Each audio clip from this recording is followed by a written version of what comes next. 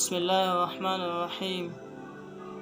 په مانځه کې بعضو کتابونو لیکلي چې و واجبات دي، بعضو 1400 تقریبا یو کتاب یویش هم ذکر کړی دي.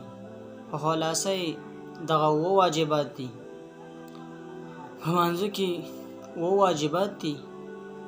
اول سورة الفاتحه لوستل واجب دي، یعنی الحمد ویل ولد والین امین پوری. دویم اوله قاعده یعنی څلور رکعته مونځ دی او په دویم رکعت باندې چې کینی دا اوله قاعده ده، دا واجب ده.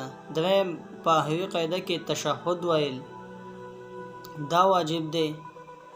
څلورم په تیزه قرات لوستل خو د امام د پاره په هغه منځونو کې چې په هغې کې په تیزه قرات لوستل کېږي، یعنی د ماښام شو، د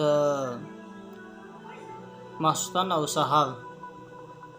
او پنځم په پټه قرات لوستل واجب دي په هغه منځونو کې چې په هغې باندې په پټه قرات لوستلی کېږي، لکه ماسپښین شو او مازدیګر. شپږم دعای قنوت ویل په وترو کې. او اووم تعدیل الارکان، یعنی هر یو رکن په اطمینان سره ادا کول دا واجب دی. اوس کو چرته دی واجباتو کې تانه یو واجب هم پاتې شي نو څه چل وکې؟ که چرته دا واجباتو کې تانه یو واجب پاتې شو نو په هغې رکعت کې به سجده سهو کې. فرض که تانه الحمد یعنی سورت فاتحه دنه پاتې شوه نو په هغې رکعت کې به سجده سهو وکړي او لمونځ به کامل شي. دغرانګې که بل یو واجب دنه پاتې شو، په وترو کې نه دعای قنوت پاتې شوه، دغرانګې